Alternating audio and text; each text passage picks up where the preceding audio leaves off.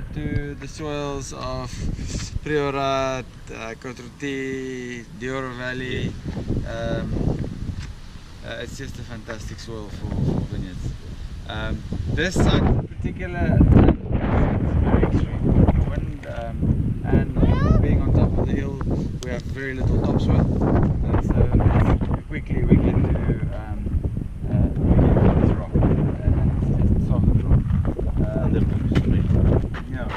So it's just solid rock. So we get break the rock and then plant the grapes, and they struggle, which is quite good in South Africa, because South Africa we normally have quite rich soil.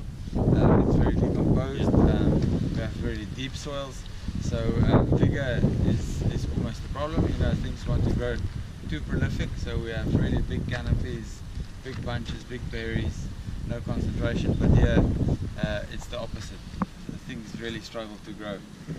So we have super concentration, really small berries. Now the farm looks like Porseleinberg. It's all the same soil. It's just more decomposed. The soil is a bit deeper there, and the growth it's less than 6 kilometers as the growth line. And things are just growing. And just bigger berries. Yeah, it's just, the comparison of there and here is just you can't compare.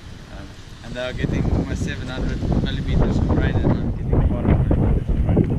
Wow. It's crazy, and we have this wind every day. So this is the mountain. And this is actually Grenache. The farm is predominantly planted to Syrah, but here I plant Syrah and just about all the vines die, and I put Grenache, and this is great. So that's very vigorous, eh? As opposed to Syrah. Syrah is it's a bit more wimpy, but Grenache is angry. Oh, it's gross. These are young vines. They are 4 years old. You can see how thick they are. You expand with lugs, and then you're throwing it in the top, and then you stand on it with feet, and cementing naturally. Cementing for about 10 days to 14 days, and then as soon as it's wine and dry, then I take the wine next door. Now they imported from Bone, from Burgundy. Non-block is the non-block. It's the maker. I mean, they came like these, huh? Yes. The cooler and the cocktail.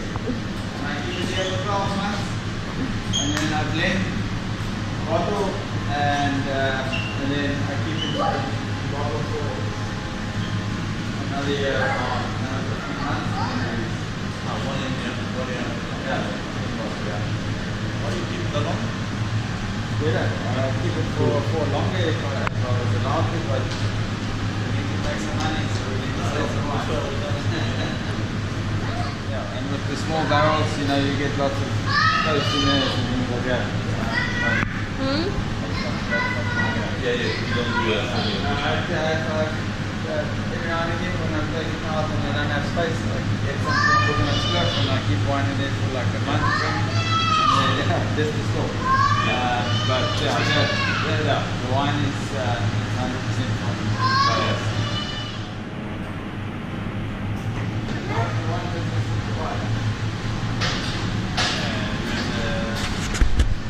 No racking, just very natural. I rack after 12 months, and then blend, and then bottle. Yeah. So I try not to, So I try and do everything, don't try and give too much oxygen to the wine. I want to try to bottle something that's going to age. And that's why also beside the larger volume, there's less oxidation, slower oxidation. So you're getting a really fresh wine with still lots of structure and lots of beauty. Okay.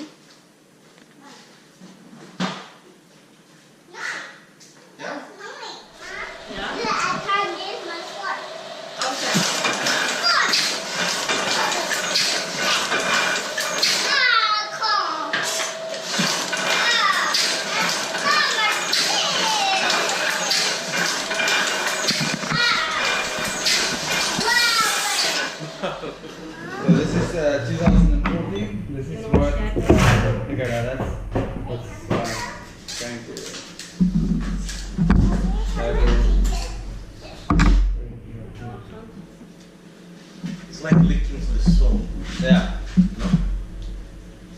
No, definitely. And that beautiful, elegant tannins and fruit and very fruit driven. But that's why I like to use, the concrete and the big barrels. So it's just great. There's nothing else. There's no added vanillas and wood tannin and anything. This is just fruit tannin. They can become quite reductive, the eggs, the concrete, because there's no really there's zero oxidation. It's really reductive. So the wine can really become quite stinky, and then it's difficult to get that right. But when it's aging nicely, because there's all kinds of stories about the wine, about energy and stuff like that, that I'm not really subscribing to, but you just get really nice mouthfeel. And late 90s, Charles back from Fairview, he bought some grapes from a farm here and he made some Sauvignon Blanc and it was really good. And then he bought this farm and that was Spice Root. And then Evan Sadi went there and he was making the wine there for a couple of years. And another guy called Tom Liver, he's now in the south of France, Matassa. And then Evan started with Polimella and Pilates.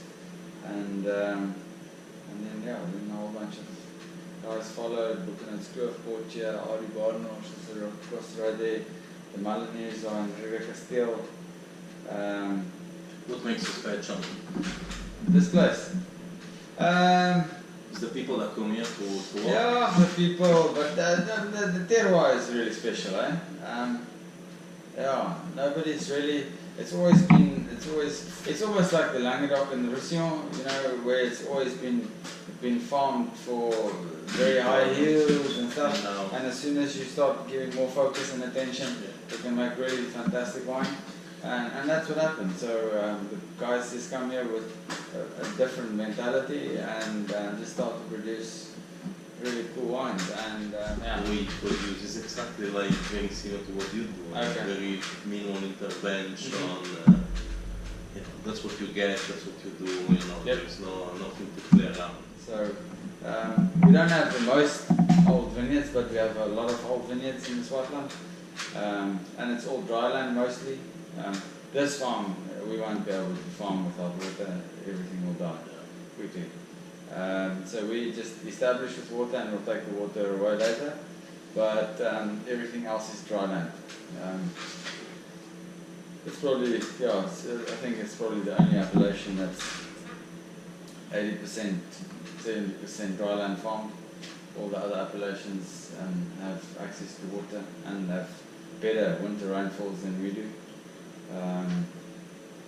And I think that the people definitely do play a big role. We're not fancy. We don't talk bad about our neighbours and stuff. It's still a young wine, but I think when we have maybe 10 vintages in bottle, you can open 10. You keep any for you? Eh? You keep any? No, we keep a lot, eh? We Yeah. keep a lot. We keep about 900 bottles of vintage. So that's good. Hopefully, I think 1 year we can do like a 10-year vertical, and you can see the baseline, and you can see the vintages on the outside. So